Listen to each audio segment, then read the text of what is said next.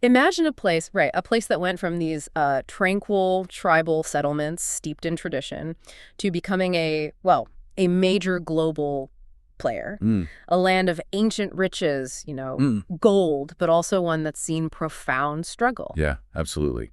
Today we're taking a deep dive into Ghana, formerly known, of course, as the Gold Coast. That's right. And its journey is really It remarkable. really is. It holds such a unique place, being the first sub-Saharan African nation to achieve independence. It's huge. It really is. So, in this deep dive, we're going to unpack Ghana's really rich history from its earliest peoples and those powerful ancient It's empires. through the tumultuous colonial era and its hard-won independence. And we won't stop there. We'll definitely explore the challenges, but also the triumphs of modern Ghana. We'll get into its vibrant culture, its economic goals. Yeah, the whole picture. Exactly. Our mission, like always, is to sift through the sources, pull out the most important bits of knowledge and insight, help you quickly get genuinely informed about this truly fascinating nation. Sounds good. Where should we start? Well, to really grasp Ghana's journey, I think we need to start with the foundations. Its geography, its ancient roots, that sort of thing. Makes sense. Ground zero. So geographically, it's there on the west coast of Africa, bordered by Burkina Faso, Togo, Ivory Coast, and then the Gulf of Guinea to the south. Right. And it's got this tropical climate, very distinct rainfall patterns. Its rivers, the Ancobra, Pra, Volta, Hmm. they're incredibly rich in fish. Actually supply about 20% of Ghana's protein, which is vital. Wow, 20%, that's significant. It is. And then, of course, the famous natural resources. Hmm. Gold, diamonds, bauxite. These have shaped its destiny for, well, millennia. And the human story there goes way back too, doesn't it? Early settlement. Ooh, incredibly far back. We're talking maybe 40,000 years ago for the earliest signs. More specifically, sites like Osei Tutu Patrons around 3500 BC show early inhabitants, smugglers full of peoples. And what were they doing back then? The evidence points to, the basics: hunting, fishing, but also rudimentary farming and even mining. We find artifacts like pots, burial sites, fish hooks, even crude iron tools. It gives you a real glimpse into their lives. Incredible. So this early activity sort of laid the groundwork for the peoples we see later. Exactly. You can broadly think of two main groups emerging: the indigenous occupants and then immigrant settlers. Okay, who are the indigenous groups? You have the Akans, Mole Dagbani, Yui, Guan. The Akans are the largest group, mostly in the central and southwestern areas. Primarily farmers, but also traders. Right, the Akans are mainly farmers. What about the others, like the Mole Dagbani up north? They're traditionally more pastoralists, raising goats, sheep, chickens, that sort of thing, alongside some farming. And the Yus, mainly in the Volta region, they're known for trading and fishing. Interesting mix of livelihoods. And the immigrants, what drew them in? Gold. Simple as that, really. The discovery of gold was like a magnet. It pulled in groups like the Shai, Ga, Yu, Tambrima, Guruma, and Zuma from all over. So gold didn't just drive the economy, it literally reshaped the population. Absolutely. Fundamentally. Mm-hmm. This mixing of indigenous folks and newcomers, all drawn by gold, well, it naturally led to new social structures, new kingdoms. And speaking of kingdoms, how much do we actually know about those ancient empires? The sources sound a bit challenging. That's a really crucial point. Much of what's widely known about African history, historically speaking, came through European pens or Western tech, often, lacking the full picture. Right. Not always objective. Not always. Yeah. Information on the Great Ghana Empire, for example, it mostly comes from Arab sources, often fragmentary, sometimes biased, dating back to the 9th century. We supplement that with archaeology and linguistics, but it's still piecing things together. And this makes Ghana's origins kind of mysterious, right? Different ideas floating around. Exactly. It adds to the intrigue. The earliest Arab reference we have, maybe 733 or 734 AD, places Ghana near the Sahara, already known for its gold trade. Makes you wonder how far back it really goes. The Empire of Ghana itself seems to have grown from a smaller kingdom around the 4th century into this powerhouse. The Soninke people seized control of that vital trans-Saharan gold trade. And they established a capital. Yes, Kumdi Salah became the recognized capital, a citadel, and you start seeing new systems emerge, even an alphabet system, apparently pioneered by Berbers in the region. So these ancient kingdoms are flourishing, trading gold, and then Europe arrives on the scene. A huge turning point. Portuguese navigators, actively looking for gold, made first contact in the second half of the 15th century. And that's where the name Gold Coast comes from, right? Precisely. It stuck. Yep. By 1482, the Portuguese weren't just visiting, they built Elmina Castle. a permanent trading post. Solidifying their foothold. Absolutely. And soon, everyone else wanted in. The Dutch, the English, the French. They all joined the race. Fierce competition up and down the coast for resources. But that competition quickly shifted towards something much darker. Tragically, yes. By the mid-18th century, the main commodity, the most profitable part of European trade, became enslaved people. The slave trade raged along the West African coast. And those forts and castles like Elmina? They stand as these stark, silent witnesses to that horrific era of exploitation. You can still visit them today, a very powerful experience. The British eventually became the dominant European power there, pushing out the Dutch, and then came abolition efforts. Yes, in 1806, a royal proclamation prohibited slave traffic, and there was this intense abolitionist campaign building from 1787 onwards. So with the decline of the slave trade, what filled the gap? Missionary activity really ramped up. By the mid-19th century, visionaries were pushing further inland, setting up schools, colleges. Which often became quite exclusive, didn't they, for the elite? That's right. They definitely shaped the educational landscape, but access wasn't equal. It often catered to a specific class. Now, while all this is happening on the coast, what about the inland powers, like the Ashanti? Ah, the Ashanti. As the coastal states felt more vulnerable to invaders, they started consolidating. The Ashanti kingdom really came together under Asante Tutu around 1700. They grew incredibly wealthy, taxing things like palm oil. So how did the Ashanti interact with the British on the coast? Was it cooperative? Not exactly. It became very complicated. There were a series of wars between the Ashanti and coastal groups like the Fanti. Ashanti armies actually reached the coast multiple times. Which must have worried the British. Definitely. It led directly to British intervention. They declared protectorates over the coastal states to, quote-unquote, protect them, but eventually they just annexed the whole area as the Gold Coast colony. So outright conflict. Yes, long, costly, bloody conflict. It culminated in a British victory in 1874, and that's when they forcibly joined the Ashanti Kingdom and the Gold Coast colony together under British rule. But knowing the Ashanti history, I doubt their resistance ended there. You're absolutely right. Far from it. Resistance flared up again in the 1890s. The British were making demands, abolish slavery within the kingdom, pay tribute. Demands the Ashanti leadership wouldn't accept. Exactly. It led to a British invasion of Kumasi, the Ashanti capital, in 1896. They basically stripped the kingdom of its autonomy. And even that wasn't the final word. No. The 1900 Kumasi Rebellion, sometimes called the War of the Golden Stool, showed even broader resistance. And importantly, this period saw the rise of opposition groups, like the Aborigines Rights Protection Society, the ARPS. Ah, the ARPS, Yeah. a precursor to the independence movement. Absolutely, a Right. crucial early step in organized political resistance. So Britain fully annexed the Gold Coast as a crown colony in 1874. Gold and diamonds were big drivers, obviously. What did that colonial administration look like? It became quite authoritarian. They abolished many local authorities, set up a colonial council, moved the capital from Cape Coast to Accra. Direct control. But it wasn't uniform across the territory, was it?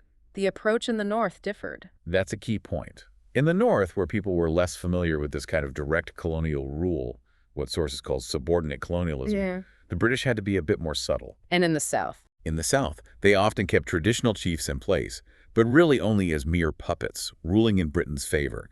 A kind of sophisticated colonialism, as some sources put it. Clever, but it bred resentment. Deep resentment. Despite the attempted subtlety, it led to continuous unrest.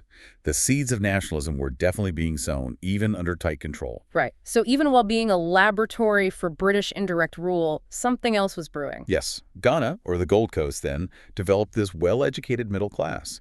And their political awareness, spurred on by events elsewhere, like in the U.S., it started fueling demands for self-government. They weren't content with being subjects. And this leads to a major flashpoint, doesn't it? The 1948 riots. An absolutely pivotal moment. The riots in Accra weren't just random. They were sparked by real grievances, rising food prices, rent hikes, attempts to tax landlords. People were hurting. And the response was harsh. Very. Police and military violence. The British government was genuinely shaken by the scale of the unrest. It forced them to act to investigate. They set up the Watson Commission. The Watson Commission. What was its main finding?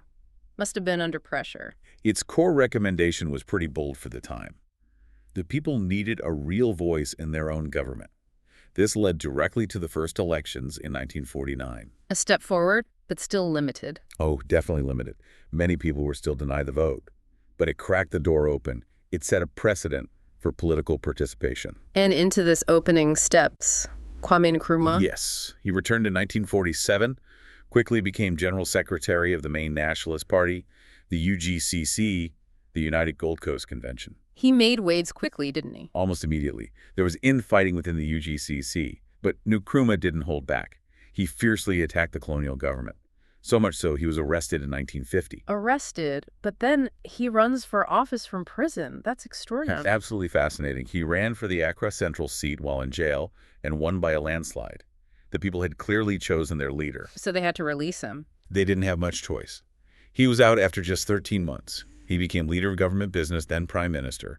His popular support was undeniable. Wow. His rise was meteoric. And this leads to the final push for independence. Exactly.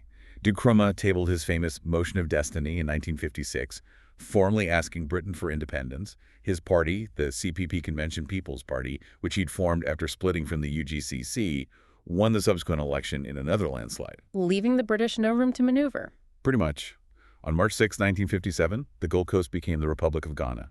Kwame Nkrumah, its first president, the first country south of the Sahara to gain independence. A hugely symbolic moment for Africa. Incredible. So independence achieved. What was the initial feeling? Must have been pure euphoria. Oh, absolutely. A tremendous sense of national unity, pride, energy. And Nkrumah was determined to channel that. His vision was quite clear, wasn't it? Very clear and very ambitious. His stated objective, to abolish from Ghana poverty, ignorance, and disease. He saw independence not just as political freedom, but as a tool for development. And he put plans in place. Concrete steps. Yes, the 5-year plan, it aimed for rapid industrialization, and it did bring real benefits. New road networks, the huge Volta River project for hydroelectric power. Education and health. Definitely. New technical colleges, loads more primary schools, more health centers, and efforts to boost agriculture, cocoa, coffee, palm kernels, rubber. Real investment in the country's future. It sounds incredibly promising. But we know things didn't stay smooth. What led to his overthrow, it seems so sudden after that start. It was sudden and a shock to many. February 24th, 1966, Nkrumah was actually out of the country on a peace mission to North Vietnam, of all places, when the military staged a coup d'etat. Just like that? Just like that. His party, the CPP, was banned. The National Liberation Council, the NLC, took over. It was a massive blow, not just for Ghana, but for the whole Pan-African movement Nkrumah championed. Yeah, our sources mention it signified an end to African unity as this grand political project, at least in that form. And the Soviets, who saw Ghana as a potential socialist model, it was a big setback for them, too. Definitely had international ripples. Okay. And domestically, Ghana had this brief, vibrant period of multi-party politics right after independence. But those old colonial structures, combined with ethnocentrism, they created fault lines. Leading to the coup just 6 years in, and then instability. A really bitter and destructive decade followed. Military coups became almost the norm. Our sources count 12 regime changes in 31 years. 8 of them were coups. 12 changes in 31 years. That's staggering instability. Can you give us a sense of that era? Well, you had the 1972 coup. Relatively bloodless, led by Brigadier General Achimpong. He set up the National Redemption Council, or NRC. His style was described as very personalist, mixed with this elaborate ceremonial edifice, but also ruthless control. And then another coup in 81. Yes, led by Lieutenant Colonel E.K. Owusu. This one was more unexpected because the top brass had publicly declared loyalty, but younger officers apparently fed up with poor conditions and lack of opportunity. They were the driving force. And that brought in the PNDC. The Provisional National Defense Council? Yes. With Jerry John Rawlings playing a key role. Yeah. Ironically, Rawlings himself had previously condemned coups quite strongly. It paints a picture of, well, chaos seems too strong, but extreme volatility. Political life became incredibly simplified, as one source puts it, to pitiableness and abject wretchedness. Just survival. Hope was really scarce during those years. And the economy during all this must have suffered badly. Immensely. Like many newly independent nations, Ghana was grappling with huge debt, inflation, constant turmoil. Later, when commercial oil production started, there was a shift, from agriculture to services. But that didn't solve everything. No. That growth didn't translate into secure incomes for most people. In fact, the manufacturing sector declined. Wealth got concentrated, inequality persisted, even if overall poverty figures went down slightly. It's a common story. Unfortunately, GDP growth doesn't automatically lift everyone. A crucial lesson there. But eventually Ghana did transition back to democracy. What prompted that shift? A few factors. The end of the Cold War was huge.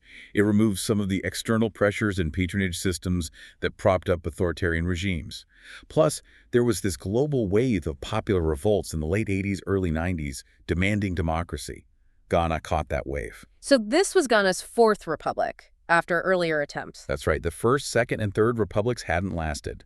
The Fourth Republic, inaugurated in January 1993, marked the end of 17 years of non-democratic rule.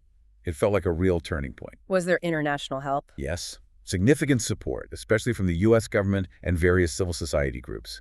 Funding, technical assistance for democratic development. It helped. And the cornerstone was the 1992 Constitution. Exactly. It completely redesigned the state's structure. Parliamentary system, presidential elections, guaranteed fundamental rights. And since '92, there's been this strong emphasis on multi-party elections. Has it been smooth sailing since then? Not entirely smooth. Challenges remain. Definitely. Things like strong ties between political parties and specific ethnic groups can complicate things. But overall, compared to many neighbors, Ghana is seen as a relative success story in democratic transition. So looking at modern Ghana now, after all that history, what's the current picture? Well, despite the challenges we've discussed, Ghana has enjoyed a relatively long stretch of peace, democracy, and economic growth, often growing faster than the regional average, like 6.3% GDP growth in 2017, for example. But those underlying issues persist. The reliance on oil and services, the weak manufacturing. Yeah, they haven't gone away. Yeah. High income inequality is still a major problem. That skills mismatch in the job market is real. And youth unemployment is worryingly high, 28.1% nationally, which is huge compared to the overall rate of around 11.7%. Even after being called the Star of Africa by the World Bank back in the 90s. Even then, high growth rates don't automatically fix deep structural problems. It takes targeted policy and, frankly, good governance. Which brings us to corruption. That seems to be a recurring theme. Unfortunately, yes. Sources point to leadership failures and corruption as issues that have plagued basically every government since independence. That mention of public sector delays happening because people anticipate gifts, it suggests something pretty systemic. Yeah, that's concerning. And the youth unemployment issue you mentioned, it has social consequences too. Absolutely. High unemployment, especially among young people, often correlates with increases in risky behaviors, drug abuse, gambling, crime, prostitution. It's not just an economic problem, it's a social one. And it's worse in the northern parts of the country, adding a regional disparity dimension. It's clear the political and economic journey has been complex. Let's shift focus a bit to Ghana's culture. Its heritage and identity must be incredibly rich, given its history. Oh, incredibly rich and diverse. The whole question of heritage and identity is central in Ghana. It's a multilingual, multi-ethnic society, over 200 distinct groups, more than 79 languages spoken. Wow, though some dominate. Akan and Moli Dagbani are the most widely spoken. Traditionally, your ethnic group is determined by your father's line. But in the cities, naturally, those distinctions tend to blur a bit more. And yet, English holds a lot of power. There's a real irony there. Despite Ghana's amazing linguistic diversity, English is dominant in government, higher education, and formal employment. This can actually create barriers for graduates who aren't fully fluent in English. What about traditional practices? Music, festivals? Music is absolutely integral. You hear this wonderful blend of traditional rhythms and instruments with Western influences, trumpets, guitars, keyboards, alongside traditional drums. And drumming and dancing are everywhere. Pretty much. Public gatherings, special occasions, births, initiation rites, funerals, weddings, festivals. They're all marked by drumming, singing, dancing. It's the lifeblood of community celebration. Any specific festivals that stand out? Oh, many. Each group has unique ones. The sources mentioned the Dagbani Dama Festival, celebrating the Prophet Muhammad's birth, a major event. The Bawa Festival is a harvest celebration. And for sheer spectacle, the Durbar of the Akwama people at Akosambo is apparently incredible, full of pomp and pageantry. Sounds vibrant. And Ghana's contributed to literature, too. Significantly, especially in African writing and English. Early figures like Ifikora Theodora Sutherland, Kofi Awuner, they skillfully wove traditional oral storytelling techniques into modern literary forms. And Nkrumah himself, with his political philosophy, consciencism, aimed at decolonization. That was influential too. Looking outwards now, how does Ghana fit into the global picture? Its role in Africa seems key. Absolutely pivotal. Being the first independent sub-Saharan nation gave it immense influence. Under Nkrumah, Ghana was central in founding the Organization of African Unity, OAU. It inspired leaders across the continent. Championing Pan-Africanism. Passionately. And actively supporting movements against oppression, like the anti-apartheid struggle in South Africa. Though there was that brief moment Ghana left the OAU. Yes, in 1965. Nkrumah felt the OAU wasn't moving fast enough towards deep political unity. He tried to form a tighter, more radical pact with a few other nations. It was short-lived, but it shows his ambitious vision, perhaps his impatience, for immediate, strong African unity. And its democratic transition stands out in the region. Definitely. When you compare it to neighbors who suffered devastating civil wars, Ghana's journey towards democratic maturity, while bumpy, is remarkable. That moment in 2000 when a ruling party lost power in a free and fair election and peacefully handed over. That was huge. A real testament to the institutions taking root. And today, Ghana's engaged with global goals. Yes, committed to the Sustainable Development Goals, SDGs, particularly focusing on health, maternal and child mortality, tackling TB, HIV/AIDS, polio, non-communicable diseases, improving immunization. The commitment is there. Those sources suggest more coordinated action is needed to really see the desired progress. So reflecting on everything, Ghana's journey is quite something. From ancient gold empires to this beacon of independence, grappling with colonialism's shadow, political turmoil, economic ups and downs. It really is a story of resilience, definitely. Constantly navigating that tension between immense promise and recurring challenges. Which leads us to a final thought for you, our listener. Consider how Ghana's experience, this blend of huge potential and significant setbacks, really mirrors the universal struggles of building a nation, finding self-determination in our complex, globalized world. What lessons can we really draw from Ghana's persistent spirit?